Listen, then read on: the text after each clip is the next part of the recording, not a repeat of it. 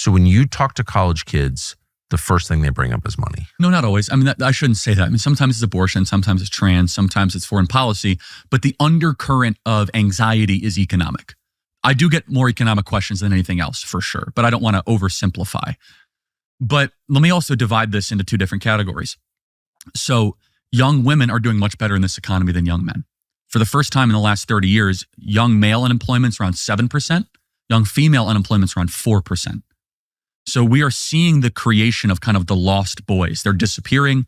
They're leaving the workforce. We don't really know what they're doing all day long. You and I can speculate, but they're not. They're not reading. They're not reading Montesquieu.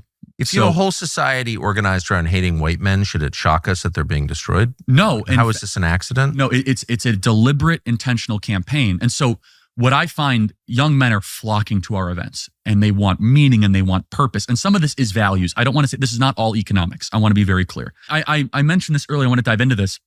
The entire economy has become hyper-feminized. The education system has become hyper-feminized. I'm sure you've heard those arguments. We know that. Got a lot of kids. Again, sit still, do what you're told, right? Read the hyper-feminine books. But you think about, what are the jobs that have had the greatest emphasis of the credentialing, which basically is what college is. It's just a massive credentialing exercise. They're not the more masculine jobs that we need, which is like industrial engineering, or they're HR managers. They're norm enforcers. They're empathy driven. They're sociologists or DEI czars. And so thankfully we're finally pushing back on DEI, but a young man doesn't want to go be an HR manager.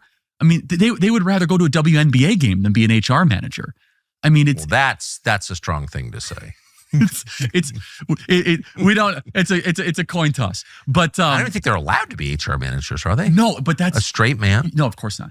And so the entire economy, the push, the thrust the last decade has been, the growth has been in what we call pink collar jobs that men would rather sit at home and kind of just be, slovenly than be caught doing, because it's just so demeaning to how we as men are wired.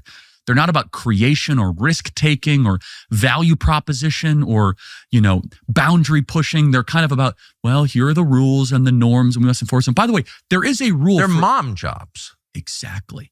And you know why they're mom jobs? Because these women aren't moms.